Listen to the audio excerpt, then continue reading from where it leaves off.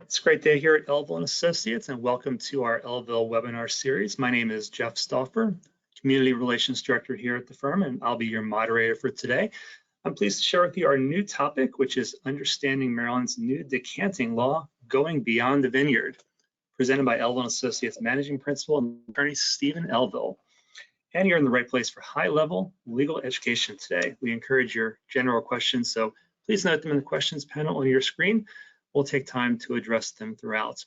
Always, your questions add value to help others learn, so pose your questions at any time.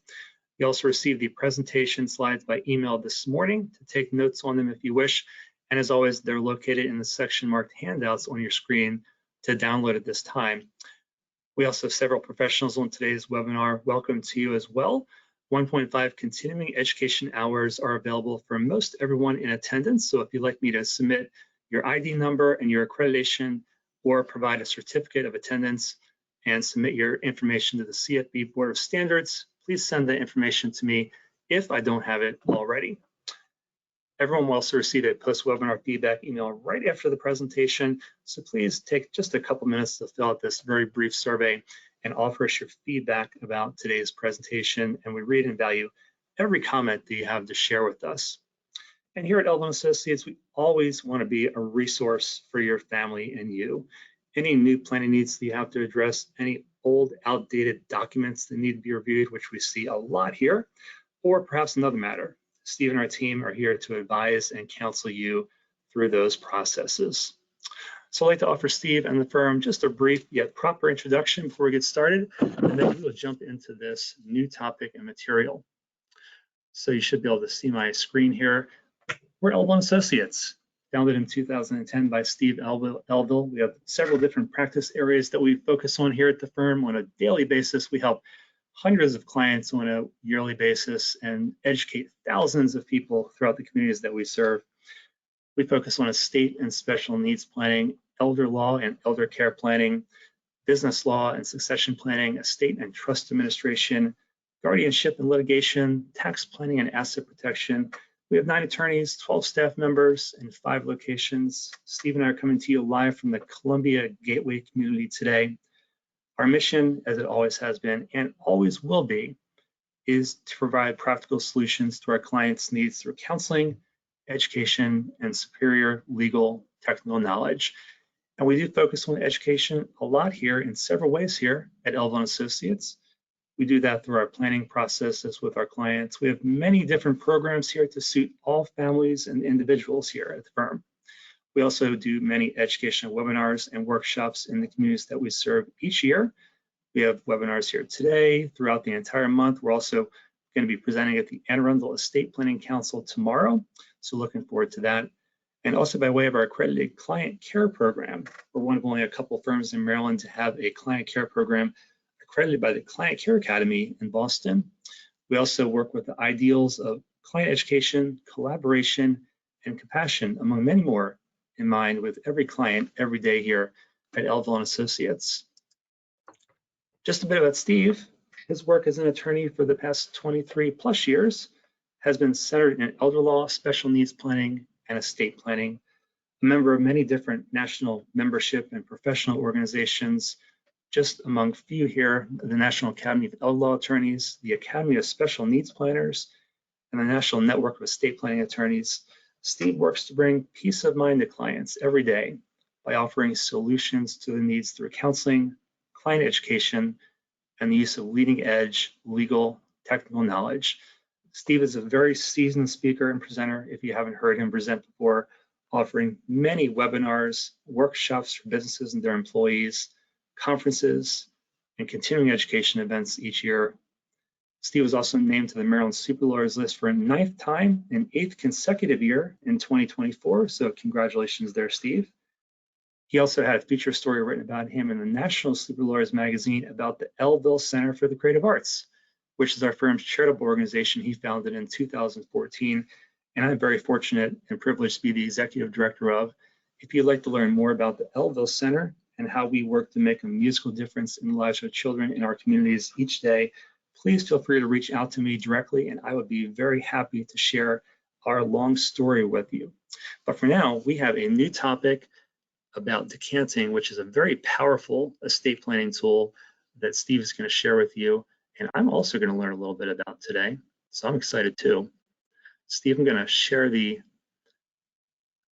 screen here with you. Just 1 second to do that. See that button pop up? Thank you very much. Okay. It looks like that I'm up and running here on my end, and I'm going to start my slideshow. And it looks like our technology is working. Thank you very much, Jeff, and for that wonderful introduction. Good morning, everyone, on this Wednesday morning.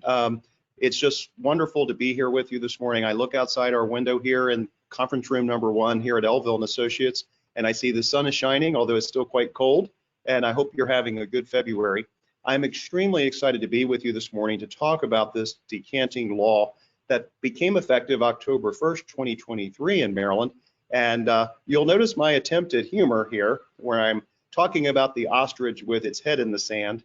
And I believe for a long time, Maryland had its head in the sand as a state that was maybe lagging behind a lot in some other states that have maybe more advanced trust laws and tools for advisors and attorneys and clients to utilize. And now that ostrich doesn't have its head in the sand anymore, and I'm quite pleased about that. So that's what I'm talking about here, trying to exercise my sense of humor. So good morning to our special guests. Good morning to our advisors. Your time is very valuable, and we're going to deliver here this morning talking about this very important new subject, which I will frame a little bit more in just a second. I want to thank Jeff Stauffer for his wonderful work as our community relations director and the moderator of many of our webinars. Jeff, thank you for your work. I want to thank WBJC for its help to promote our firm's charity, the Elville Center. So thank you to WBJC, its management, and all the DJs at WBJC. I also want to let everyone on this webinar know that Elville and Associates is expanding further into Montgomery County.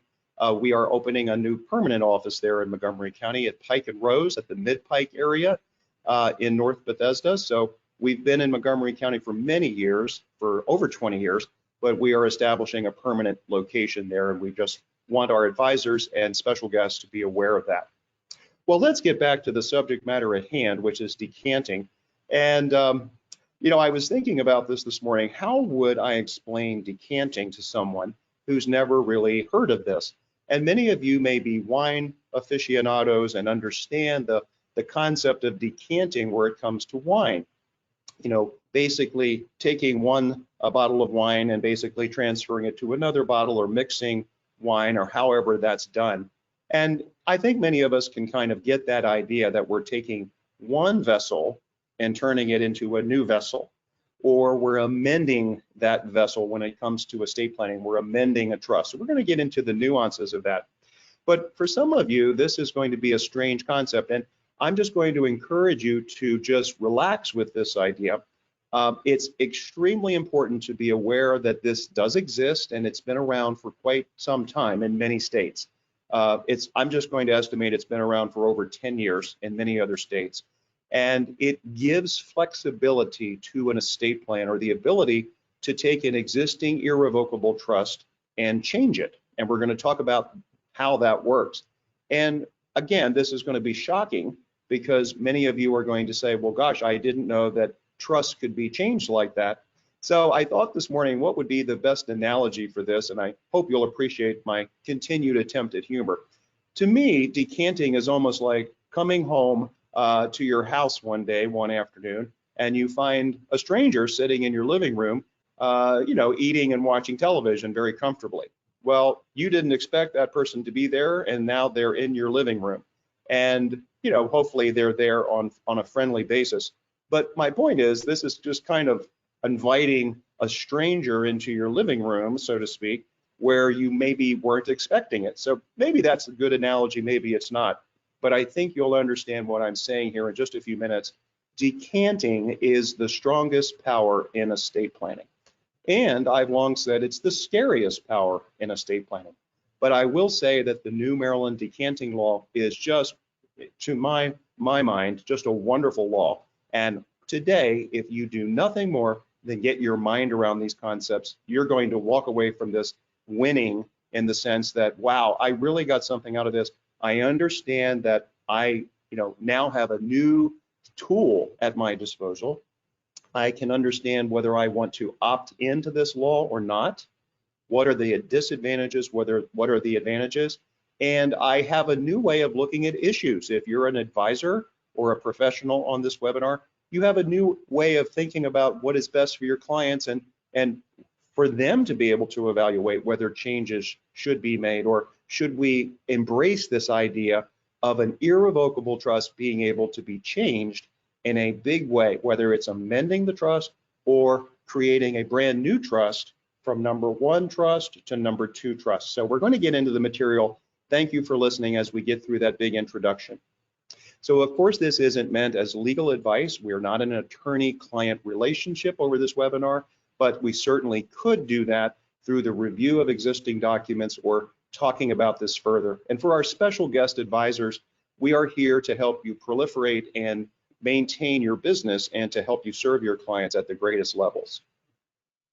So we're going to cover the concepts of, well, is my trust permanent? Well, it isn't, and we're going to talk about why that is, as surprising as that may be. How can it be that my trust can be changed? Okay, so we're going to talk about the kinds of trust that decanting is applicable to. And again, don't get too hung up in the details today. I want you to look at this as kind of not only a mini master class on this subject, but basically a mini overview of the subject. This is a very broad subject. It's advanced estate planning. If you walk away with the basic concept, then you have won, as far as I'm concerned, for your time that you've spent today. Why is there a need for flexibility in estate planning? And what does that look like in 2024? We're going to talk about a brief history of decanting and trust flexibility tools in Maryland, okay? And if you're writing down this, or you're making notes on your copy of this presentation, or you're using a tablet, be very liberal. Let yourself flow with this material. Don't try to get too serious about the specifics. Just let this seep in, is my best advice. What is my exposure to decanting? So if you are a client and you say, well, gosh, I put these plans in place for myself, but now something could disrupt my plan, and what is my exposure to that, so to speak? Do I have a choice? And I make a little silly analogy here. I liked my old wine. I liked the old trust that I have. Now, why do I have to worry about this? We're going to talk about the advantages and disadvantages of decanting, in my view, and we're going to talk about a brief overview of the Maryland statute, some examples, and then, of course, we welcome your questions in the amount of time that we may have for this. So we're going to begin on time and end on time. Thank you, and here we go with the presentation. So, is my estate plan permanent? I certainly thought it was. Well, of course, we want to make sure that we update estate plans during lifetime. But at some point when we pass away, our estate plan becomes permanent in the sense that a will has to be administered, a revocable trust becomes irrevocable and has to be administered, and perhaps further trusts are created. So when those further trusts are created, they, in theory, are permanent because they're irrevocable. But in reality, those irrevocable trusts, and let's define what that is up front because we're going to further define that. Trusts that are created at your death for others, okay? Trusts that are created during lifetime that are irrevocable, such as a irrevocable life insurance trust or a residence trust or a special needs trust, okay? And we're going to talk about this issue now of, do we really want a permanent estate plan? So my argument, and you'll have to make your own decision about this, is that we really don't want a permanent estate plan. If we look at the economic, the political, the world environment that we're living in today, the information environment, the new age of artificial intelligence, we have a very fast changing world. So do we really want a permanent estate plan that can't be changed in the future when our potential intentions and wishes are now threatened by changed circumstances? So with that kind of makes it a burden for us to be thinking in terms of, well, what is my definition of what I want? And we're going to talk about that purpose in estate planning. Do I want a simple plan, which many people do? But what is the definition of simple? Okay, if I want trust protection for beneficiaries, then I can't have a very simple distribution outright to my beneficiaries. So this raises further issues of very simplistic estate planning versus more complex planning. And I think a good attorney and a good collaborative team of advisors can help you or help clients to, by working together, to understand the more complex planning and be less concerned with it, although it's perfectly fine to try to keep things extremely simple. But again, we're living in a very complex world.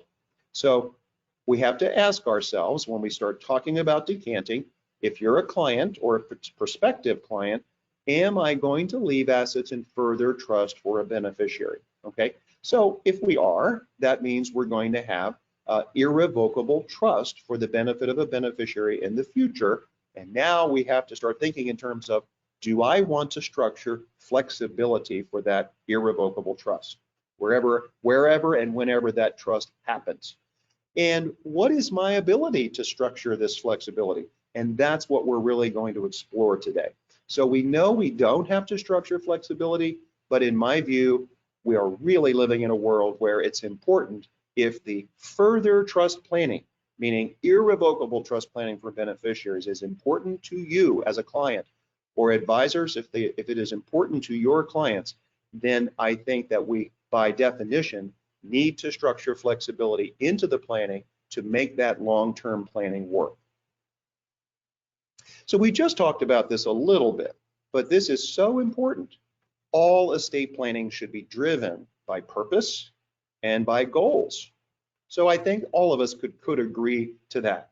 If we had our druthers, if we had the time, we would all be counseled, we would all be educated about our process, and we would upkeep that process over time. We would make sure that our estate plan is updated. So look at the second bullet point here. If all estate planning is goal-driven, then all goal-driven plans must be education-driven. And I think that's what we're doing here today. And to your credit, you're spending your valuable time on a Wednesday morning to get this education in a complicated world. I congratulate you for that and appreciate your support. So we're talking a little bit about preliminaries here. And for those who have heard our webinars before, you know that I am probably the king of redundancy. So I'm circling back and being redundant on certain things that I want to drive home to you. It's critical to maintain and update your estate plan and to understand the laws and provisions that are affecting your estate plan, which is why we are here today.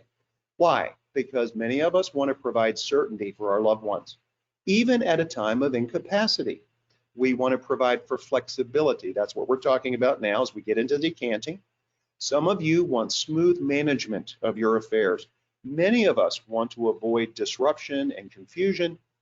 We all want to avoid adult guardianship and the loss of our rights. We want to avoid court involvement. This doesn't apply to just the person who has a modest estate. This can apply to any person of any wealth, any size of wealth. Many of you have special purposes, charitable purposes, tax reduction, all kinds of special things. No plan is the same. But we want to ensure through maintenance and updating, through education like today, that your plan's goals are achieved and you have a large control over that.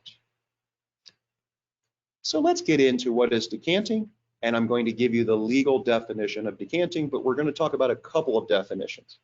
So, you know, this definition came from South Dakota Trust Company, which is one of the biggest trust companies in the country as far as domestic asset protection. Decanting is the process of appointing trust property in favor of another trust, distributing property from an old trust to a new trust, basically establishing a new trust. Now, as we see the Maryland Decanting Act, we're going to see that this is not just true of establishing, you know, one trust in favor of the old trust, but we're also talking about amending trusts. Now, Maryland's definition of decanting. So if we look in the Maryland Code, and we've got the code section here, we are talking about the power of an authorized fiduciary. So this is one of the key things. We're not going to get into the weeds too much, but we have to have an authorized fiduciary. The trustee has to be authorized, or a distribution advisor has to be authorized, and we won't get into the weeds, but someone has to be authorized to distribute the property of this first trust to one or more second trusts, or to modify the terms of the first trust. So to establish a new trust, get rid of the old one, or amend the old one. Now, what's the legal theory behind decanting? So if your head is swimming at this point, you're not alone. And let's try to get our minds around what in the world is this legal theory. Well, if we look at this, we see that if a trustee has broad discretion to distribute outright principal, let's say, to a beneficiary, then why can't the trustee distribute those same assets in a more limited way? This is the thinking behind decanting.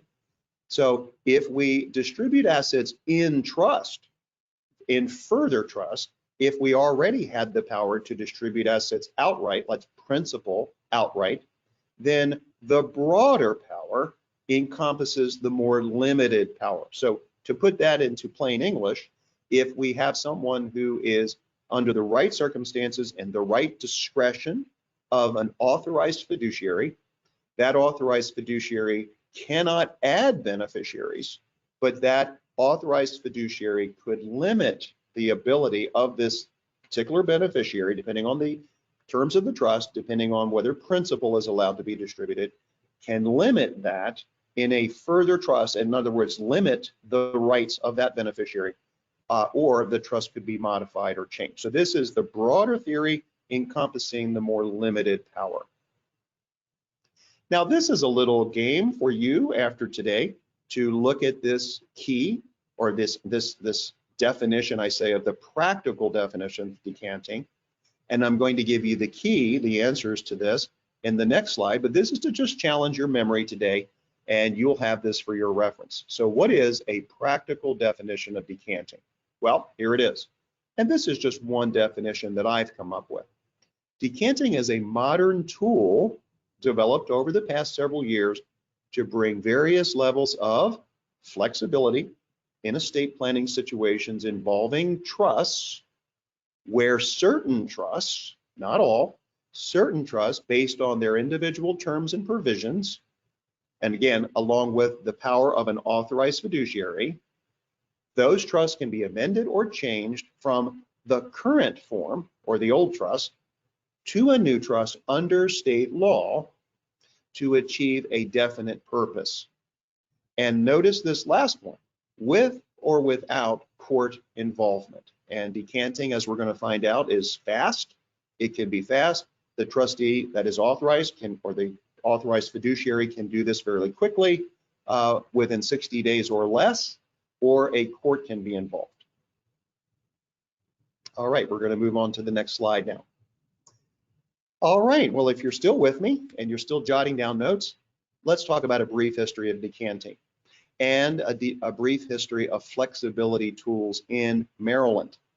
Okay, at common law, meaning we didn't have any of these great laws, let's say, there was the ability under a couple of case laws from different states that a trust could be changed, okay? But this is very loose and fast. It's really not regulated too well. And I would say the trustee is at risk, right? Because the trustee that does this, or the special fiduciary that does this decanting, really puts themselves at risk with the beneficiary. So that's common law. We can still decant under the theory of common law, but with this new law, wow, we wouldn't want to do that at all. We would want to use the new law. Now, other states, and I'll just name a few, our neighbors in Delaware, our neighbors and friends in Virginia, South Dakota, Nevada, many states such as Alaska. These states have had decanting laws for much more time than Maryland. So estate planners and clients in Maryland that want to decant had to use the laws of other states. And people that are estate planning firms such as ours, or advanced estate planning firms, have been doing this kind of work or dealing with out-of-state attorneys to do this kind of work for years.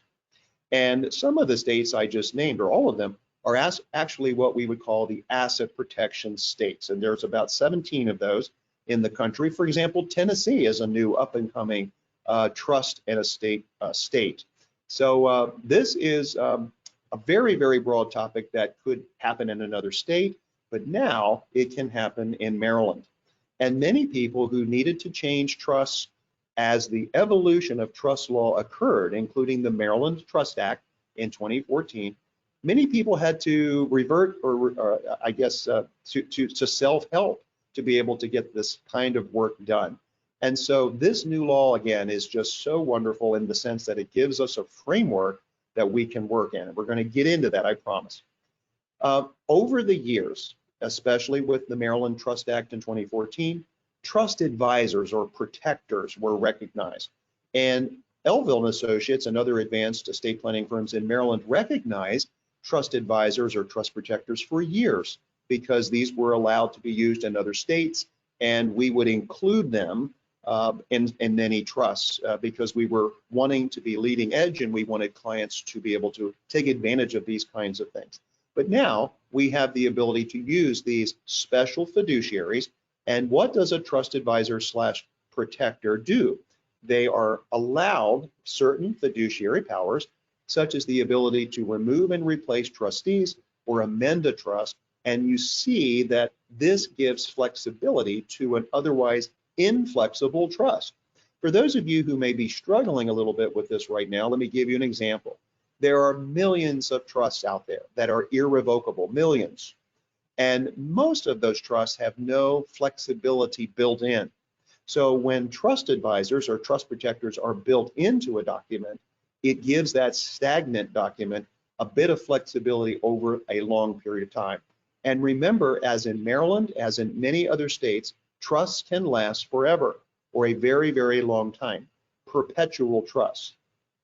Non-judicial settlement agreements.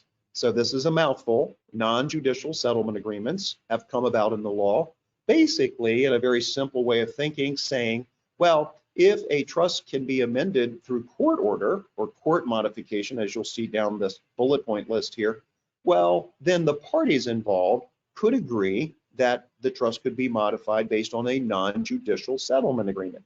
And of course, there are limits on this, but this is what's been happening in the law with burgeoning laws that say, well, we need flexibility. We don't want the courts, jammed with people that are requesting court modifications of all trusts. So we're going to allow people to privately modify trust through trust advisors, through non-judicial settlement agreements, or court modification, and now decanting, which again, I would say on a scale of 1 to 100, decanting is about a 95. It's way up there as far as its power, its effect. Now, the Maryland law, I think, does a really good job from what I've seen to be able to, let's say, moderate that power. So I'm just really pleased to share with you now the following information that really gets more into the depths of the Maryland Decanting Act. Steve, can I pause for just a moment and ask you a question? I need a drink of water to begin with. From our good financial advisor friend, Bill S.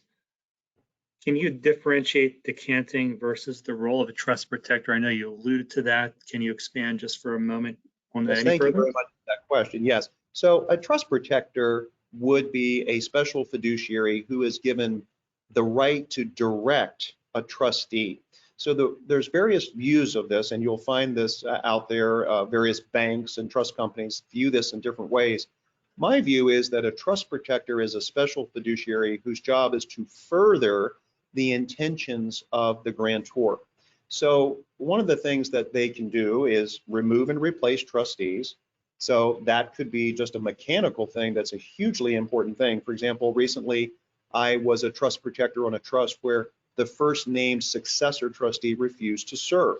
So I had to find another trustee, and that was my job as the trust protector to help replace a trustee where someone was disabled and needed a trustee to step in.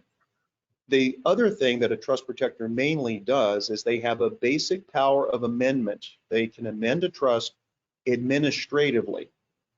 Whereas if there wasn't a trust protector, that trust protector would have to, that trustee would have to seek court modification or use a non-judicial settlement agreement. So the trust protector world is a bit of the Wild West a bit, but let's just say that a trust protector has the right to amend a trust administratively, and a trust protector can be given more powers, but these powers are narrowly defined. And another power might be the power to compel an accounting. So there's no accounting being done, there's no transparency. A trust protector could compel an accounting. A trust protector could do other things that are more aggressive. So again, this is just one method of being able to make sure that we have simple kinds of flexibility in a document where otherwise there wouldn't be unless we revert or resort to other statutory methods. Now, decanting can do the same thing, and that's kind of what the redundancy is a little bit. Decanting could amend that trust where maybe in a broader way than the powers that the trust protector was provided. A good example of the trust protector's power is Congress changes the laws with regard to retirement plans, such as the Secure Act. So a trust protector could go in and change the tax aspects of a trust regarding the Secure Act and that kind of thing. Whereas decanting would, I believe, give the trust, the special authorized fiduciary, more of an envelope, more of a scope of power to be able to do things that are broader, basically speaking, such as give a beneficiary a power of appointment or to change this power of appointment. So a little bit more in-depth power for amending than a trust protector.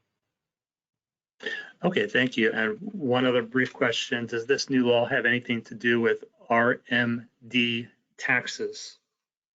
That's a wonderful question. Thank you for throwing that out there. No, so this doesn't have anything to do with RMDs, although an amendment to a trust could be something that needs to be done to correct an ambiguity or to correct a trust provision that does have to do with RMD. Maybe there was a Scrivener error, God forbid, or something like that. So a trust protector could correct something like that, but decanting could be used as well. Thank you for that. Great, thank you. All right, thank you, Jeff. And as we continue now, let's just get this out of the way. If we look at the middle of this slide here, that's this circle, and we see that I'm showing a will, okay? And first of all, decanting really doesn't have anything to do with wills. It has nothing to do, as I advance the slide just one time, and I'm going to come right back, it has nothing to do with revocable trusts per se. But when we look at these slides, what do we see here? Well, on the left-hand side here, we say, well, the testator, the person that creates a will, for example, they have certain purposes and goals, as we talked about. And maybe through counseling and understanding the new tools that are available, they're going to understand what a trust protector is. They're going to understand what a non-judicial settlement agreement is, or avoiding court involvement. And now they're going to understand decanting. So for example, advanced estate planning firms like Elville and Associates, we've been using a decanting provision in our trusts and wills for a long time, making people aware that decanting does exist, okay, and limiting the power of decanting in many cases. So this person comes to the table as a testator of a will, and they've got these purposes. Now, let's say this particular family, this particular testator is going to leave assets in further trust for a spouse, for children, for nieces and nephews, or some other purpose. Let's say they're going to leave assets in further trust in a charitable gift or charitable trust. Well, here we are now looking at a trust that was created here in the middle, but through decanting, if that trust needed to be changed, here we have assets left in further trust, they can be changed, meaning that trust can be changed into a new trust, or that trust could be amended. The same basic concept has to do with revocable trust. And for those of you who are not necessarily familiar with revocable trust, which many of you are, a revocable trust is a substitute for a will, right? So here we have a will substitute, but now the same thing happens. Assets are left in further trust for any purpose for a particular beneficiary, but now, given the new decanting law, a trust that was in existence could be changed to a new trust, or it could be amended in a very, very powerful way under the statute, depending on who the authorized fiduciary is and depending on their level of discretion, which we're going to talk about in just a second. Now, as many of you have already had intuitively a feeling, here we have the existing lifetime irrevocable trust. So I just illustrated trusts that happen at death. Someone's death, they create a testamentary type trust. This trust could be for long-term care purposes. It could be for protecting from divorce, car accidents, bankruptcy, whatever it is, substance abuse, whatever that further trust is. But here we have an illustration of a lifetime trust.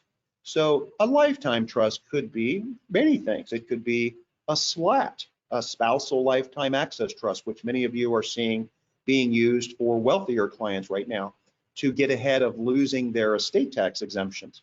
That is nothing more than a fancy bypass trust. Or it could be used, decanting could be used in a lifetime Q-tip trust, which is a marital trust. Or it could be used in those trusts I mentioned before. Any kind of lifetime trust that's established under the statute that is allowed to be decanted. So we have testamentary trusts, we have lifetime trusts, and just for those of you who are still trying to catch up here, lifetime trust could be a life insurance trust, an irrevocable trust. It could be an irrevocable special needs trust. It could be one of many types of irrevocable trusts that are established during lifetime. So to understand this, and again, I'm being very redundant, but you're going to see new information now on this slide. We went from the old trust to the new trust, okay? And if this slide and my simple way of showing it makes any sense, what we are saying here on the left side, as we see that top circle, the assets controlled by the old trust are now considered to be in the new trust. Depending on the situation, the assets would have to be retitled, but maybe not. So it doesn't always mean that assets would have to be retitled. Now, many of you are going to have questions about the tax attributes of the old trust versus the new trust. So the nice thing about the Maryland statute is it does as much as it possibly can to say that the tax attributes of the old trust generally are going to be the same thing when they move to the new trust. And we're going to be talking about the tax attributes at a very high level, just so you can understand a little bit more. The beneficiary of the old trust remains the same in Maryland, generally speaking. So we're on the right-hand side now. This is not always the case. So there are some exceptions, okay? And as I just mentioned, in Maryland, we cannot add beneficiaries to trust. And in many states, you can't add beneficiaries to a trust under decanting. But the old trust beneficiaries generally remain the same, although there are some exceptions that are carved out. Now, even though we can't add beneficiaries to a new trust in Maryland and in many states, the class of beneficiaries that is being provided for can be expanded. So if you are not familiar with this, there's something called a power of appointment. If someone passes away and left me a trust and said, I have a power of appointment, that power could be a general power.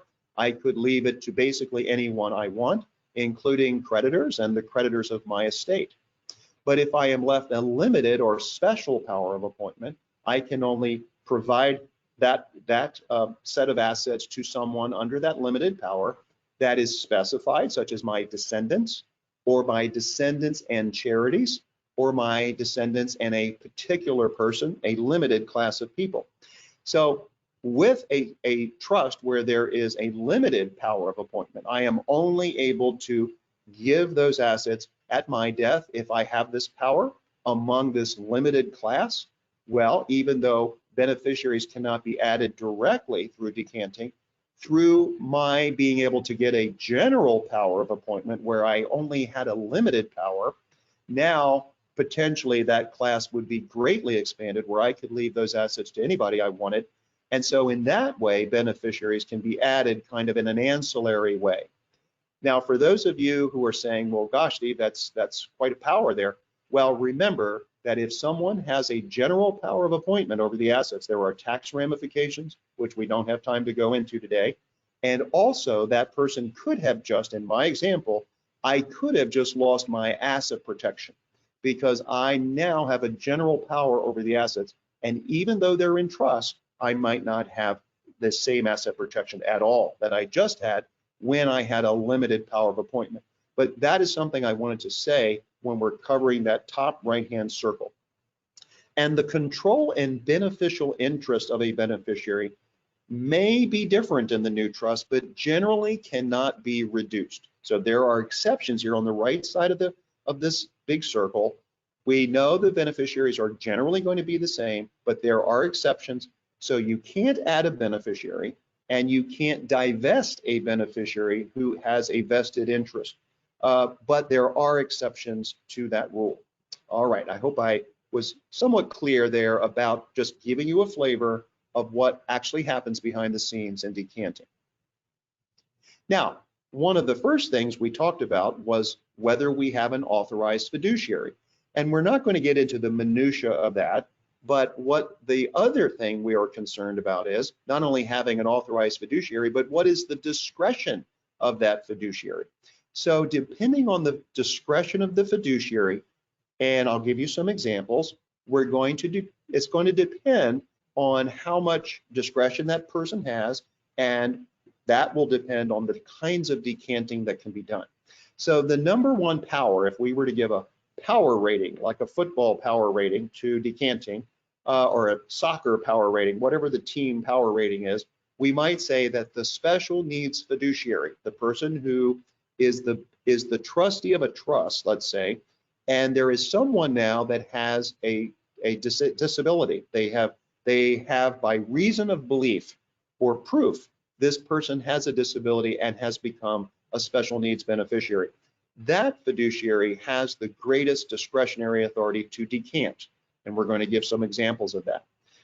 An authorized fiduciary who has expanded discretion, such as being able to distribute in their general discretion, yes, they can say yes or no for someone's best interest, for example.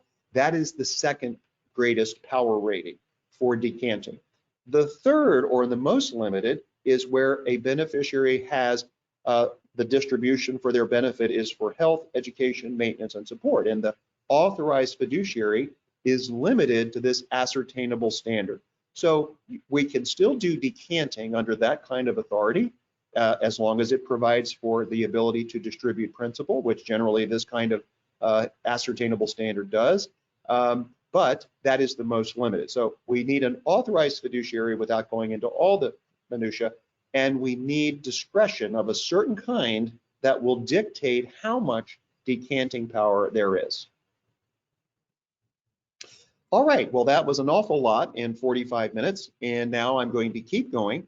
We've talked about some of the technical aspects, and I'll continue to give you background here. So thank you for your time and attention. We're on time, and we're going to finish on time.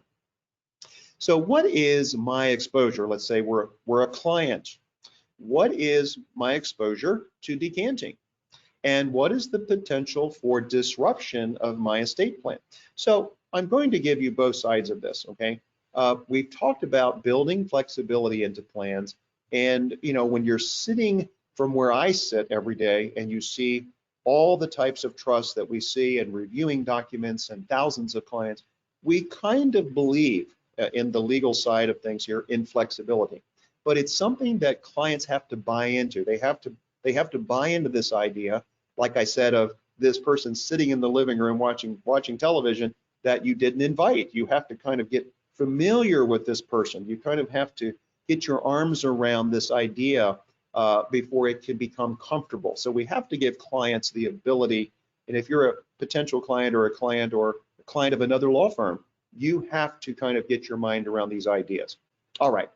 So the exposure, so to speak, that you have to this, and I'm going to argue it's positive, we have to ask ourselves that fundamental question: are we leaving assets in trust for beneficiaries? And if yes, there is a strong possibility of a future change to the documents, okay? Because if you think about it, nothing that you could put in place for a beneficiary for long term is likely to survive on its own without needing to be changed sometime in the future. Look at Congress.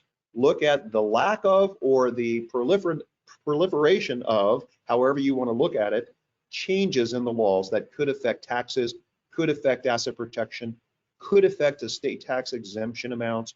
All of these things are constantly happening in our world today. So there is a strong possibility that your plan could need to be changed or designated, updated or designated for further change. For beneficiary designated assets, and someone talked about RMDs, we really are not too worried about the exposure to decanting for this kind of thing, because we know that those assets are not necessarily going to be left in trust. But if those assets are left in trust, then again, the possibility of a decanting and decanting that could affect those assets is potentially strong. And again, we talked about changes in the laws, control issues. So in that example where there is nothing but simple outright distribution, but now through decanting, assets could be held in further trust to control those assets or protect those assets for a beneficiary, that is a strong possibility of exposure to the need, let's say, of decanting. We talked about changes in the tax laws just a moment ago. Perhaps one of the most profound and frequent changes is because of changes in someone's health, changes in someone's life, changes in behavior, public benefit issues. A good example would be our firm is, for example, very privileged to work with the Brain Injury Association of Maryland, as many other law firms are. And we oftentimes will get a client referral where someone has had a brain injury and now their life has changed instantly. This could be just driving to work and having a car accident. So if someone has a brain injury or other debilitating situation, their life might change, and the need for decanting of an existing trust, a trust that was, let's say, a general needs trust for health, education, maintenance, and support, let's say, even the most limited discretion. But now this person needs a special needs or supplemental needs trust. So the ability to decant is very strong in that situation, and it's a wonderful thing to be able to do, and we see that quite frequently on a statistical basis. Now I'm going to take you to something non-intuitive for just a moment. I'm not going to stay here very long. We've been talking about decanting and the changing of estate plans, but I also just want to throw this in. It's kind of unrelated, but I just want to throw this out there. Your estate plan could be changed, not through decanting, which I'm just getting away for a second, if you don't mind. Your estate plan could be changed by improper titling of assets. So a good example, and especially for our advisors on the call here, or the special guest advisors and CPAs we may have on the webinar, just remember that when someone structures their estate plan, and maybe it was even, there's all kinds of flexibility provisions for decanting. Well, that plan can be thwarted. It can be thwarted from the get-go because assets are improperly titled. Assets are flowing improperly, and we're not going to focus on that too much today, but I just want to bring this up. This is intelligent planning to say, where are the assets going that I want to go into the further trust, okay? If I don't get those assets flowing into that further trust, but they go outside of the further trust to places and beneficiaries that I did not intend it to go to, then my plan will fail. So I just don't want us to forget the fundamentals of how to get assets into the further trust. And then what we're really talking about today is the decanting possibilities, the flexibility possibilities of the further trusts. Steve, can I pause for just 1 second? Yes, Jeff, thank you. Along those lines of advisors, we have a question from our friend Merrill. What happens if an advisor or attorney disagrees with what a fiduciary wants to change? That's a great question. Thank you, Merrill.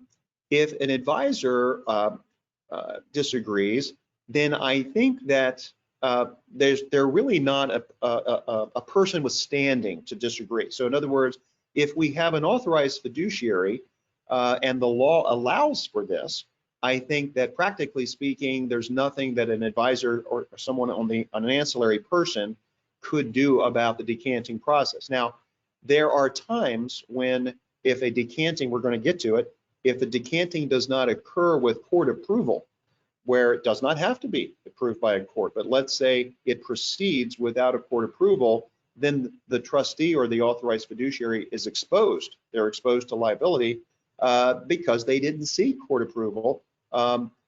So in other words, my point is that if their purposes are not in coordination or in conformance with the law and the purposes of the decanting, then I think that advisors and other people who disagree in an ancillary way could fuel the fire of people who are affected by the decanting, meaning the beneficiaries of the trust that really didn't have any control over what the authorized fiduciary did. So I think the advisor disagreement would not directly affect the decanting ability of the authorized fiduciary, but it could affect it in an ancillary way if there was disagreement. And that's why fiduciaries have risk, and which we're going to talk about, and they need to be careful when they use the decanting statute. All right, Jeff, I'm going to continue then, and we're still on time. So I'm trying to, again, add a little humor here. I liked my old wine, so do I have a choice? Well, the answer is yes. You can opt out of decanting. So for example, for years in our documents, and I'm sure other advanced estate planning firms in Maryland have done the same thing, I would hope, we have made our clients aware of this possibility of decanting. And what we did in our documents up until now is we've basically said, by way of a provision in someone's trust, I recognize the possibility of decanting. I understand it exists in other states, and now, of course, we have it in Maryland. I am going to say, okay, it is okay that my potential trust for others is decanted. If it needs to be decanted, if there is someone with a brain injury, if there is some reason why this trust needs to be changed, I am all for that. However, you cannot change the beneficiaries of the old trust. So for years, we've basically been limiting the ability of decanting in the document. But the other side of the coin is, if we say the beneficiaries can't be changed, which most clients would say, yes, I do not want those beneficiaries to be changed, then we are limiting the potential power of decanting. But the point of that illustration is that we can limit it, or you could say, I do not want ever any trust to be decanted. So don't know if that's the proper way of thinking about it, but yes, it can be opted out. Now, special fiduciaries such as special independent trustees, distribution advisors, trust advisors, all of these advisors in trusts are used to provide flexibility depending on the circumstances. And of course, the description of all these things is beyond the scope of today's discussion. And again, pros and cons, we've just discussed that basically. When we're looking at estate planning, do we want to give massive flexibility, having faith that our fiduciaries are going to act in the best interest of the beneficiaries and in conformity with the law? It takes a leap of faith for sure to say, wow, I didn't realize this was out there, but it has been out there for many, many years. Now I'm going to speak to this issue in my documents, and I'm either going to authorize it or I'm not going to authorize it. And again, it's a question of how much flexibility. Duties and responsibilities, your authorized fiduciary has a lot of responsibility. And again, they are taking risks. This is what we're talking about here with fiduciary liability. The trust decanting process can be quick. There is a notice requirement to the beneficiaries. There are limitations about how this can be used, even though it's pretty broad. And they do have liability. So when in doubt, they should seek court approval, but they do not have to.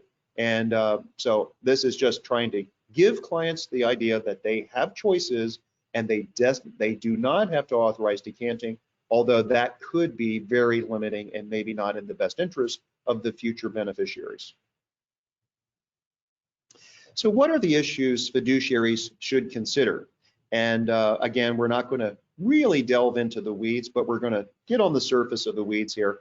So again, trust purpose and fiduciary duty. What was the intention of the person who created the trust?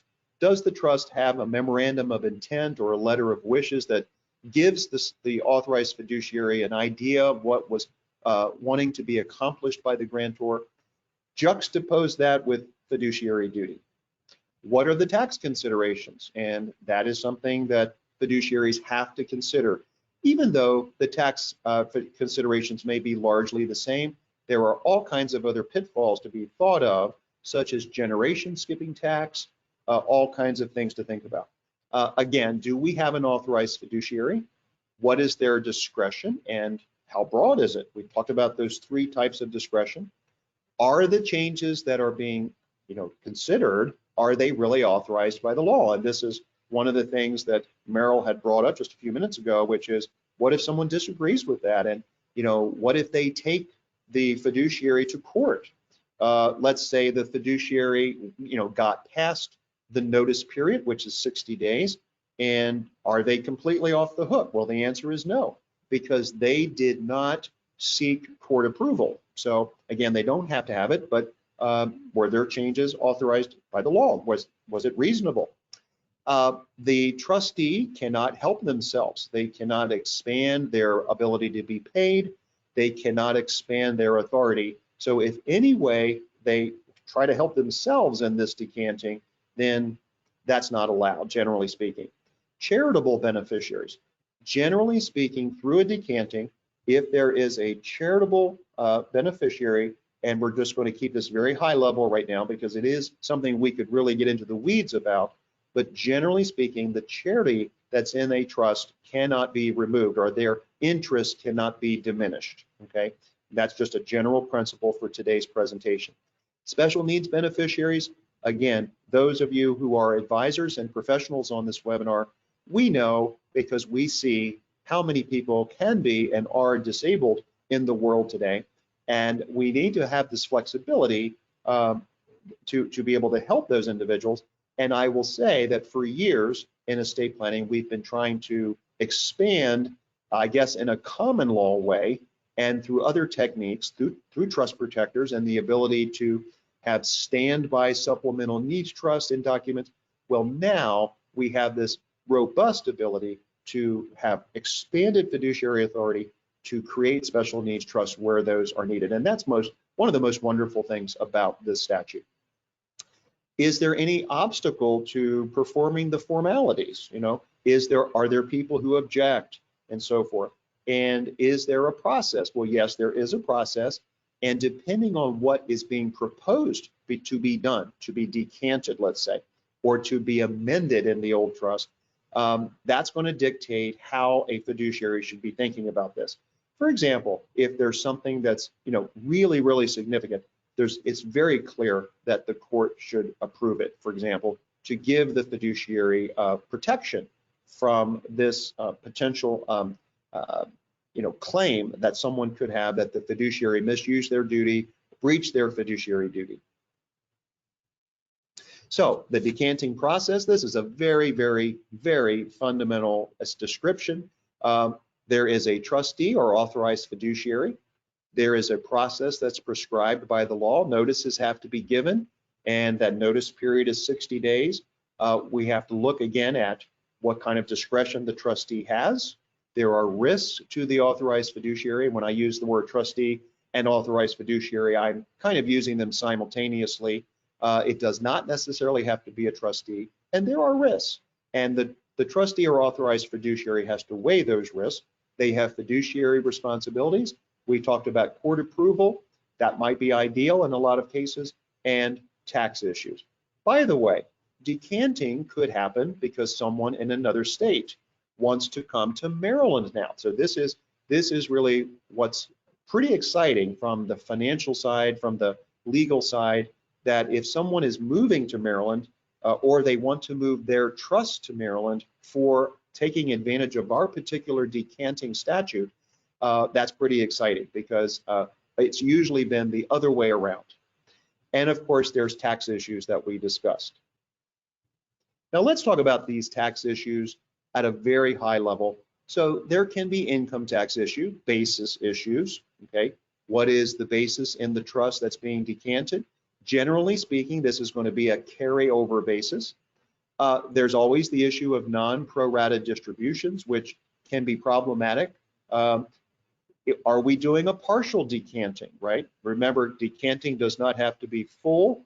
It could be partial, or it could just kind of be an amendment. Grantor trust rule issues, okay? Are we dealing with grantor trust and changing it to another grantor trust or a non-grantor trust?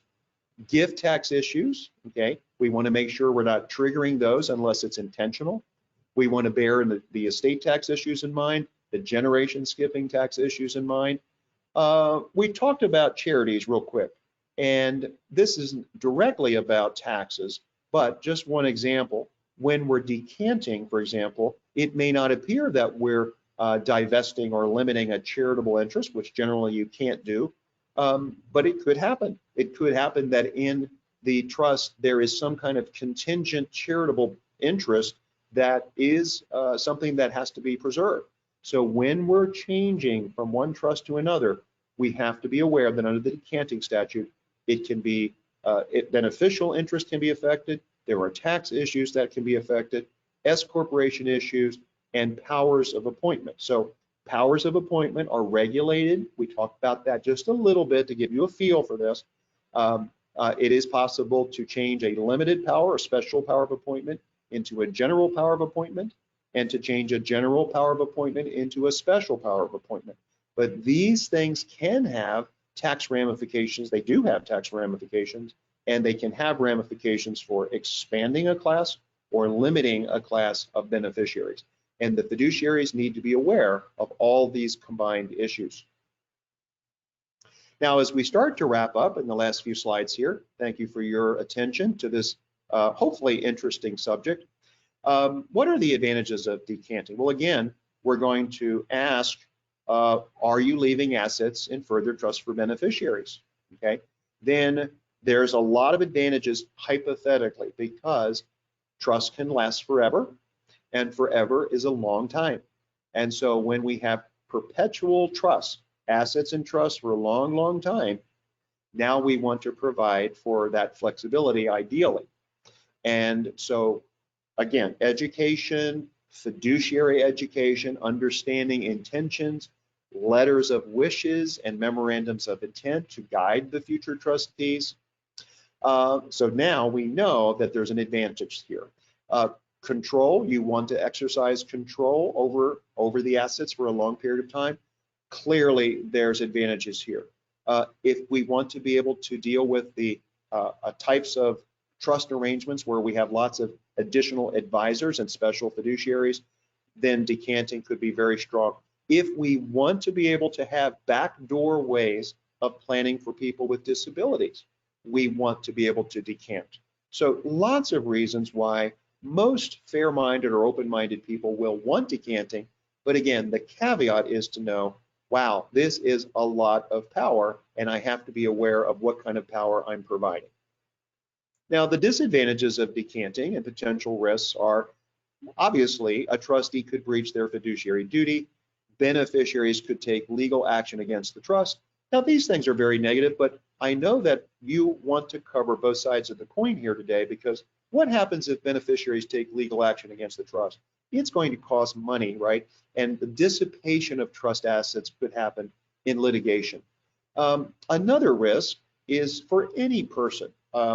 You create a trust, it's a long-term trust, that trust could be moved to another state. So let's take the situation prior to October 1st, 2023. Maryland had no decanting act. So if someone wanted to decant a trust, we either had to do it under common law, which is not really a great thing, or we would have to take it to another state like Delaware, or to Virginia, which actually has robust decanting laws. So we need to be aware that even if Maryland did not have a decanting statute now, the trust can be moved to another state. So that's why we want to address it in our basic planning documents. Beneficial interest can be altered in some circumstances, even though, generally speaking, a beneficiary with a vested interest, we can't really diminish their interest or limit it in any way, but there are exceptions. We're going to talk about that in just a second as we wrap up. Failure to address the decanting in your documents. That's something that you would either be educated about and say, I'm intentionally not going to address it because I'm not against decanting, I think it's a good idea, or you can address it in your provisions and either limit it or at least modify it or clarify it. And some people will say, well, I don't want to do decanting at all, I just want peace of mind. I just can't fathom this idea of, someone could change my trust that I leave in the future. So there are people who feel this way, not very many, but we have to respect that because it is a valid point of view. It's just like someone who says, I'm not comfortable appointing a trust protector. I don't like the idea of that, where this third person that I don't necessarily know who that's going to be in the future, but that third person is in control of something that has to do with my estate plan. I'm a little bit uncomfortable with that, even though that person is a special fiduciary that has fiduciary duty. So we have to respect that. And here, if someone says, I just don't want decanting, I'm going to opt out, I don't want to be able to come home and find that person sitting in my living room, even though they might be a perfectly fine, wonderful person. I just don't like that idea. So hopefully that analogy kind of drives home that decanting is there. It is a wonderful tool, depending on how you look at it. It gives us powerful advantages in estate planning, but it's not necessarily for every person. So a very brief overview of the Decanting Act is basically that it's in the Maryland Estates and Trust Code, Title 14, Section 601 through 625. It was made effective this past fall, October 1st, 2023. Some great leaders in the Estates and Trust section of Maryland Bar pushed this forward and really, really appreciate what they've done to bring this into fruition in Maryland. And it positions Maryland in a much more powerful and flexible way in relation to other jurisdictions. And it gives us, as estate planners, or it gives clients, it gives collaborative advisors, such as CPAs and financial advisors, insurance professionals, just many more broad tools to help clients and structure plans to give people peace of mind and to facilitate their intentions. So let's go over some brief examples, and then we're going to end on time. So we've talked about this a little bit. We've alluded to this, and there are so many different examples. We're just going to give a few. Amending an existing trust. Something important needs to be changed, okay? So let's pretend we have that one example where we've got that lifetime irrevocable trust, right? It has something in there that's become outdated and it needs to be changed. Well, now, subject to who the authorized fiduciary is, subject to the type of discretion that they have, that trust can be decanted. Changed circumstances. This is a similar situation. The trust is outdated. Maybe the trust was created with no special fiduciaries. Maybe the trust was created at a time when the drafting attorney or whoever did that trust used documents that were really not contemporary. So we might need to amend a trust just to get this trust updated for tax law purposes and other things. The type of trust for the beneficiary at the death of the person who was the testator or grantor was inappropriate. So a good example of this would be what I alluded to before.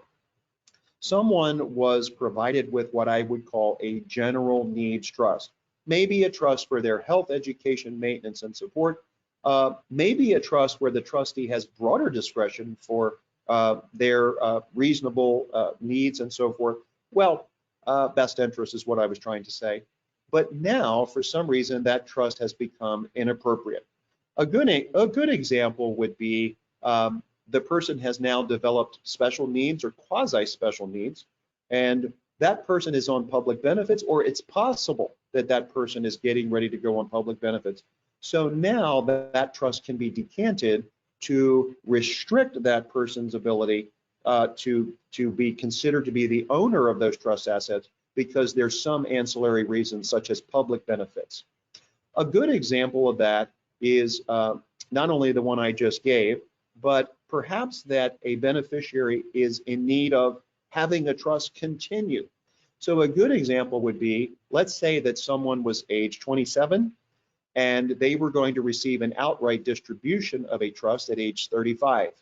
But now, due to changed circumstances, or not just the type of trust, but the overall changed circumstances, the trust is decanted so that that at-risk beneficiary, whatever that situation is, or that person who might be subject to the claims of a divorcing spouse, whatever it may be, that asset can be held in further trust now indefinitely for the protection of that person. So again, it goes back to fiduciary authorization, the types of discretion that they have, and are they using the statute in accordance with its intentions and purposes.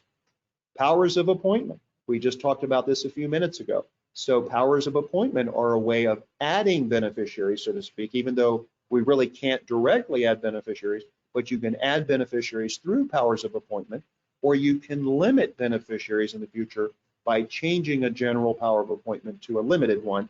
That not only has control issues, but it has tax ramifications. It also has asset protection ramifications. And if you're not following that, don't worry about it too much. Again, we're just trying to take away key points from today. Special needs beneficiaries, we talked about this a few times. I'll give you another example. Someone who is a minor child is left a trust. That trust was not foreseen, or the drafting attorney did not do the right job for whatever reason in providing for a possible special needs trust for that clearly disabled minor child or that grandchild.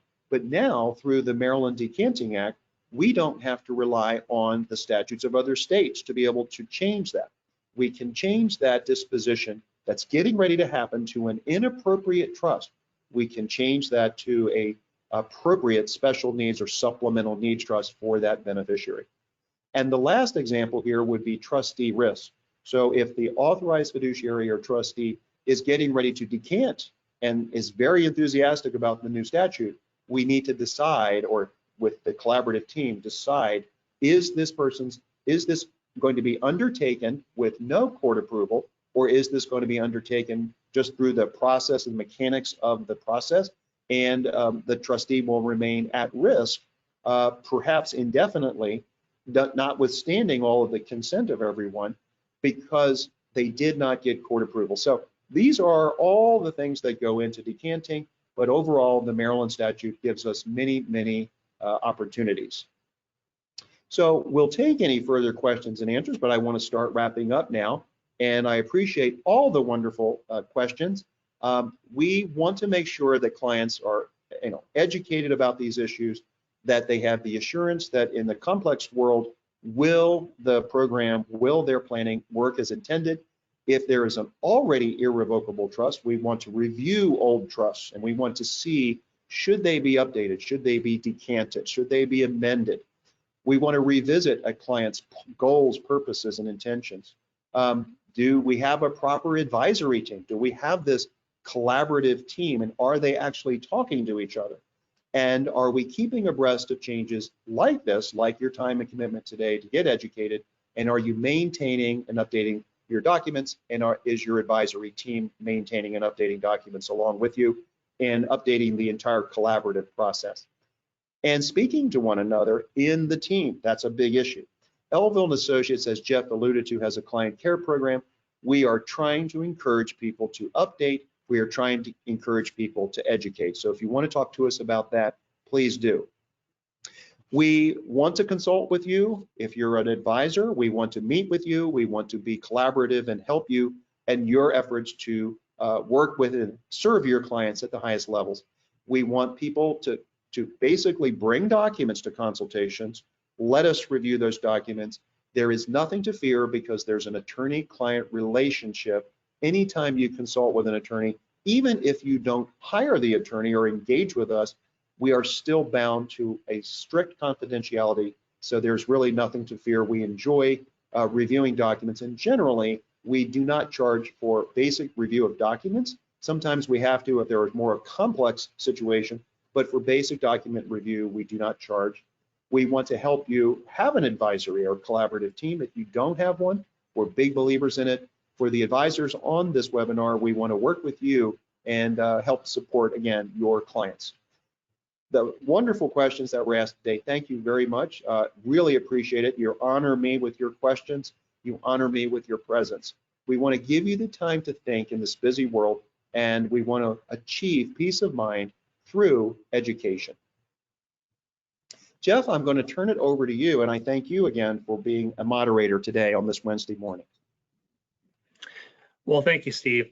Really interesting presentation. I learned a lot. I'm sure everybody else did as well. So now would be your time to get your final questions in. Those final questions don't age like a fine wine. You want to get those in. I'm sure you might have a couple more. And while we wait for those, I'll say, as always, I'll be sending out our slides again from today and the video, which you may want to review, and other substantive information and a follow-up message by tomorrow morning. And as our webinar series moves forward, we'll be having our first quarter advisors forum next Wednesday at 10 o'clock. It's a quick start 2024, our estate planning update, what advisors need to know. And then on Wednesday, March 6th, I apologize, we have Maryland Able coming in to see us with Ms. Kelly Nelson. Always a pleasure to welcome her to our webinar series. We'll be talking about Maryland Able accounts, a financial tool to promote health, independence, and financial stability. And then on Thursday, March 14th, we have our estate planning and elder law essentials that's offered by our senior associate attorney, Renee Boyd. Always looking forward to that. And further presentations in March that we'll be having offered to you soon. So as always, if we can be of any service to you, if you have further questions about decanting and how it might fit into your situation, again, old planning documents to review, or you're just getting started, we're here to be a resource for you. Let's check to see if we have any further questions here. Many thoughts here about the presentation, Steve, from our friend, Mr. Smith, Ms. Darrow. Looks like that's it, Steve. So I think those questions are going to age a little bit. I'm sure they're going to come back around. So reach out to Steve or me if you want to talk further, and we'll be happy to be a resource to you. So thanks very much for being part of the Elville webinar series, and we'll see you again soon. Have a great day, everybody. Have a great day.